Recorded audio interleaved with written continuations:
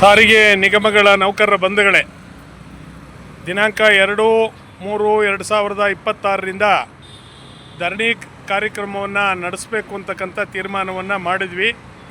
ಈ ಹಿನ್ನೆಲೆಯಲ್ಲಿ ಸರ್ಕಾರ ಮತ್ತು ಆಡಳಿತ ವರ್ಗ ಮಾತುಕತೆಗೆ ಕರೆಯುವಂಥ ಭರವಸೆಯನ್ನು ನೀಡಿದರು. ಅದರಂತೆ ಇಂದು 4 ಗಂಟೆಗೆ ಕೇಂದ್ರ ಕಚೇರಿಯಲ್ಲಿ ಮಾನ್ಯ ವ್ಯವಸ್ಥಾಪಕ ನಿರ್ದೇಶಕರ ಅಧ್ಯಕ್ಷತೆಯಲ್ಲಿ 4 ನಿಗಮಗಳ MD ಅವರ ಸಮ್ಮುಖದಲ್ಲಿ, ಸಾರಿಗೆ ನಿಗಮಗಳ ಅಧಿಕಾರಿಗಳ ಸಮ್ಮುಖದಲ್ಲಿ ಸಭೆಯನ್ನು ನಡೆಸಿದರು.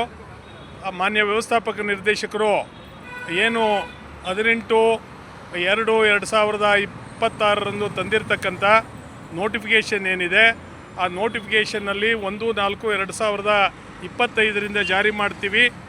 ಅದರ ನಂತರ ನೀವು ಅದನ್ನು ಒಪ್ಪೋದಾದರೆ ವೇತನ ಪರಿಷ್ಕರಣೆ ಬಗ್ಗೆ ಮಾತನಾಡ್ತೀವಿ ಅಂತಕ್ಕಂಥ ವಾದವನ್ನು ಅವರು ನಮ್ಮ ಜಂಟಿ ಸಮಿತಿಯ ಮುಂದೆ ಇಟ್ಟರು. ನಮ್ಮ ಜಂಟಿ ಕ್ರಿಯಾ ಸಮಿತಿ ನಾವು ಸಾರಾಸಕ್ತಾಗಿ ಇದನ್ನು ಒಪ್ಪೋದಿಲ್ಲ ಅಂತಕ್ಕಂಥ ಅಂಶವನ್ನು ನಾವು ಹೇಳಿದ್ದೀವಿ. 1/1/24ರಿಂದ ತೀರ್ಮಾನ ಆಗಬೇಕು. ಅನಂತರದಲ್ಲಿ ನಾವು 25% ಏನು ವೇತನ ಹೆಚ್ಚಳ ಕೇಳಿದ್ದೀವಿ ಅದು ಮತ್ತು DA 31% DAನ ಮರ್ಜ್ ಮಾಡಿ ವೇತನವನ್ನು ಫಿಕ್ಸ್ ಮಾಡಬೇಕು ಅಂತಕ್ಕಂಥ ಅಂಶವನ್ನು ಭಾಳ ಸ್ಪಷ್ಟವಾಗಿ ಹೇಳಿದ್ದೀವಿ. ಮತ್ತು ಯಾವುದೇ ಸಂದರ್ಭದಲ್ಲಿ 1/1/24 ಸಾರಿಗೆ ನಿಗಮಗಳ ನೌಕರರು ನಾವು ಬಿಟ್ಕೊಡೋದಿಲ್ಲ ಅಂತಕ್ಕಂಥ ಅಂಶವನ್ನು ಸ್ಪಷ್ಟವಾಗಿ ನಾವು ತಿಳಿಸಿದ್ದೀವಿ. ಇತರೆ ಹಲವಾರು ವಿಚಾರಗಳನ್ನು ಅವ್ರ ನಡುವೆ ನಾವು ಚರ್ಚೆ ಮಾಡಿದ್ದೀವಿ. ಸಾರಿಗೆ ನಿಗಮಗಳ ನೌಕರರು ಅತ್ಯಂತ ಶ್ರಮದಾಯಕವಾದಂಥ ಕೆಲಸವನ್ನು ಈ ರಾಜ್ಯದಲ್ಲಿ ನಿರ್ವಹಿಸ್ತಾ ಇದ್ದಾರೆ. ಆ ನೌಕರರಿಗೆ ವೇತನದಲ್ಲಿ ಮತ್ತು ಇನ್ಕ್ರಿಮೆಂಟ್ನಲ್ಲಿ ವಿಪರೀತವಾದಂಥ ತಾರತಮ್ಯಗಳಿದ್ದಾವೆ.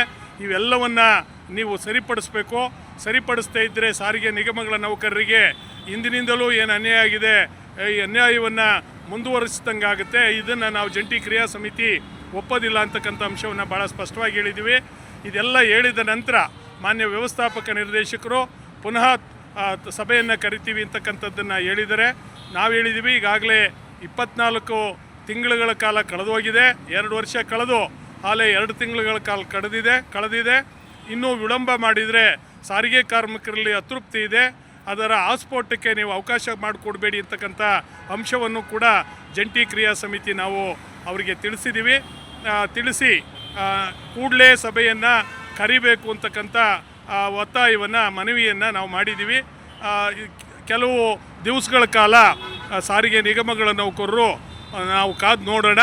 ನಂತರದಲ್ಲಿ ನಮ್ಮ ತೀರ್ಮಾನವನ್ನು ಜಂಟಿ ಕ್ರಿಯಾ ಸಮಿತಿ ಮಾಡುತ್ತೆ. ಯಾವುದೇ ಸಂದರ್ಭದಲ್ಲಿ 1/1/24 ರಾಜ್ಯ ಸರ್ಕಾರ ಅದನ್ನು ನೋಟಿಫಿಕೇಷನ್ನ ತಿದ್ದುಪಡಿ ಮಾಡದೇ ಇದ್ದರೆ ಅನಿವಾರ್ಯವಾಗಿ ನಾವು ಹೋರಾಟಕ್ಕೆ ಹೋಗಬೇಕಾಗುತ್ತೆ. ನೀವೆಲ್ಲರೂ ಕೂಡ ಸಜ್ಜಾಗಿರಿ ಅಂತಕ್ಕಂಥ ಮನವಿಯನ್ನು ಮಾಡ್ತೀನಿ. ನಮಸ್ಕಾರ.